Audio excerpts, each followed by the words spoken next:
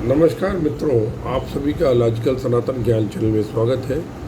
इस चैनल में हम लॉजिक और साइंस के माध्यम से, विज्ञान के माध्यम से भारतीय सनातन को समझाने का प्रयास करते हैं। और इसी श्रृंखला में आज का जो प्रश्न एक है वो श्री हरीश पारिक जी, जो कि हनुमानगढ़ राजस्थान से हैं, उनका प्रश्न सुनिए। नमस्कार विपुल जी। मेरे जन्म के बाद मेरी माता ने मुझे छोड़कर मेरी बुआ जी को दे दिया। उसके बाद मैं बुआ जी के पास में रहा, उनका ही दूध पिया। उनके अंतिम समय तक सेवा भी मैंने की। उन जो संस्कार है वो सारा मेरे द्वारा ही किया हुआ था। तो ये बात है 2009 की। अभी हाल ही में मेरे को ये पता चला कि मेरी जो बुआ जी है वो पितर हैं, देवगति के अंदर है, जो कि मेरे घर के बाहर हैं, खड़े हैं एक पेड़ पर। किसी भी माँ काली के भक्त के द्वारा बताया गया कि वो आपको अपना बेटा, मेरे बेटे को अपना पुत्र मानती हैं, जबकि उन्होंने उनको नहीं देखा हुआ था, क्योंकि मेरी शादी से पहले ही वे पूरे हो चुके थे। जब से मुझे ये बात पता चली है तब से मेरे मन में ख्याल आता है, मैं वही उस जगह पर जाकर खड़ा होकर बातचीत भी करता हूँ। और मेरा मन में ख्याल आता है कि मैं उसको एक बार देखूँ, उनकी व्यथा पूछूँ। हालांकि जिन्होंने माँ काली के जो भगत थे उन्होंने मुझे यही बताया कि वो बहुत खुश है आपको देखकर। अब मैं मेरी वो बुआ जी कह दूँ या मेरी माँ कह दूँ, मैं उनको कैसे देख सकता हूँ या उनके दर्शन कैसे कर सकता हूँ? कृपया आप मार्गदर्शन दें, और आगे मुझे क्या करना चाहिए, कृपया ये भी मार्गदर्शन दें। जय गुरुदेव। देखिए पारिक जी, आपने जो प्रश्न किया है कि आप बचपन में माँ के देहांत हो गया तो आपने बुआ का दूध पिया और उनसे बुआ ने, फूफा ने आप सबका भरण पोषण किया, यही संकेत है। और अब वो आपने उनका दाह संस्कार वगैरह भी किया था, और अब वो आपको दरवाजे के बाहर खड़े हैं, ऐसा कोई बोलता है। उनका जो प्रेत कह लीजिए या उनकी छाया कह लीजिए या आत्मा, जो भी कह लीजिए, तो आप उनको देखिए। सबसे पहली बात ये समझ लें आप, भगवान श्री कृष्ण ने भगवत गीता में कहा है, जो जिसको भजता है मैं उसको उसी रूप में प्राप्त होता हूँ। और इसी संदर्भ में जो पूजा पाठ है उसको भी कई वर्गों में बांटा गया है। अधम जो पूजा होती है वो राक्षसों, देवताओं, प्रेतों इत्यादि की होती है। और निम्न पूजा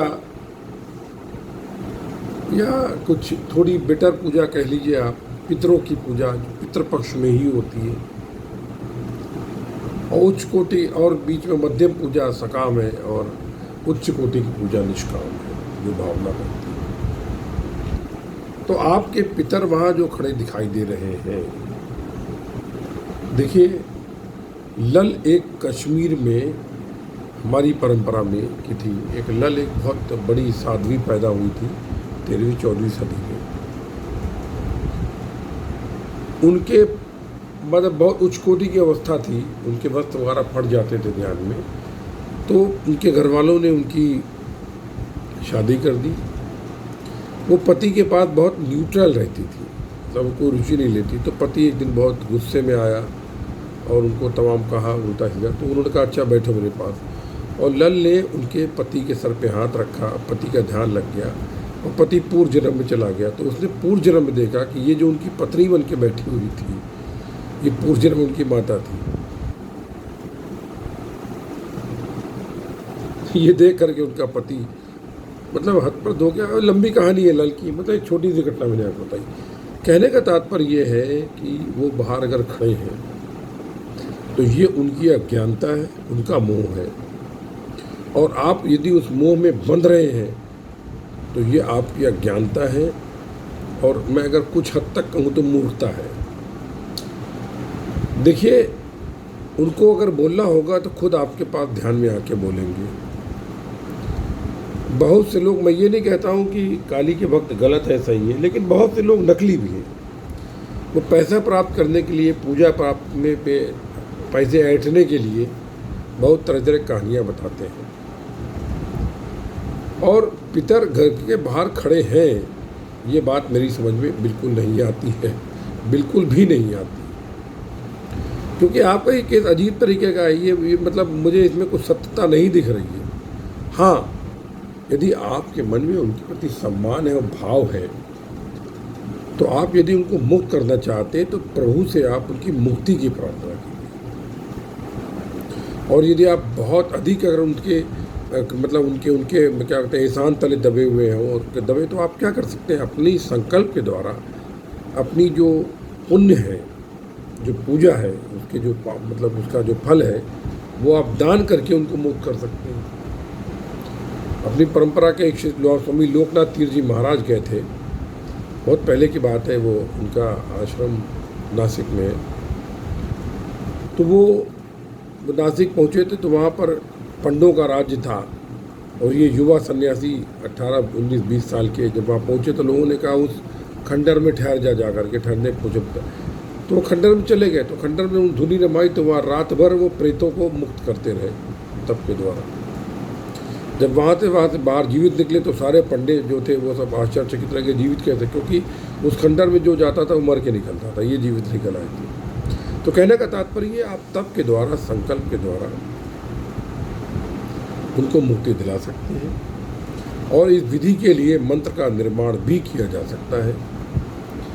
आप व्यक्तिगत रूप से मुझे कभी व्हाट्सएप करेंगे तो मैं आपको मुक्ति प्रदाता मंत्र प्रदान कर दूंगा। उसमें आप उनका नाम लगा करके अगर जाप करेंगे तो उनकी मुक्ति के लिए ईश्वर से प्रार्थना होगी और हो सकता है उनको मुक्ति मिल जाए। हो सकता है, श्योर नहीं है, क्योंकि ये आपके भाव पर है, आपके भाव से, किस श्रद्धा से कितनी करते हैं। इसके अतिरिक्त आप यदि मन में गिल्टी कॉन्शियस है, कुछ पावर तो ये आपकी मूर्खता है, इससे कुछ फ़ायदा नहीं है। क्योंकि जगत में कोई किसी का नहीं, हम सब ब्रह्म के रूप हैं, कोई जानता है कोई नहीं जानता है। हमको सब अंत में राम की दुल्हनिया में राम घर जाऊंगी, वहीं जाना है हमको और कहीं नहीं जाना है। कोई आगे कोई पीछे। और नश्वर तो जीव एक क्या कहते हैं, एक तरह नश्वरता तो एक सत्य है जीवन का, मृत्यु ही सत्य है, जीवन सत्य नहीं है। तो इसलिए आप भ्रमित ना हो और इसमें पूजा पितृपक्ष में आप बराबर उनकी पूजा करें, पिंडदान वगैरह करें। इसके अलावा मुक्ति का मंत्र करें। और मैं समझता हूँ कि इस चक्रों से आप निकल जाइए कि वो गेट के बाहर खड़े आपका वेट कर रहे हैं। ये मेरी बात समझ में नहीं आती है। मैं इस बात को महत्व भी नहीं देता हूँ, क्योंकि हर एक अलग अलग है। जब उन्होंने शरीर त्याग दिया तो कोई मतलब नहीं है, अभी हमारा अलग शरीर, हम कहाँ वो कहाँ। और इस तरह से अगर बांध के रहोगे तो भटकोगे, मुक्ति नहीं मिलेगी, परित्यों नहीं मिलेगी, कुछ फ़ायदा नहीं है। आप उनको भूलने का प्रयास करें। चलिए, जय गुरुदेव, जय माँ काली। आप सभी के हृदय में उपस्थित ब्रह्म को नमस्कार करता हूँ। सर्वत्र ब्रह्म, सर्वस्य ब्रह्म।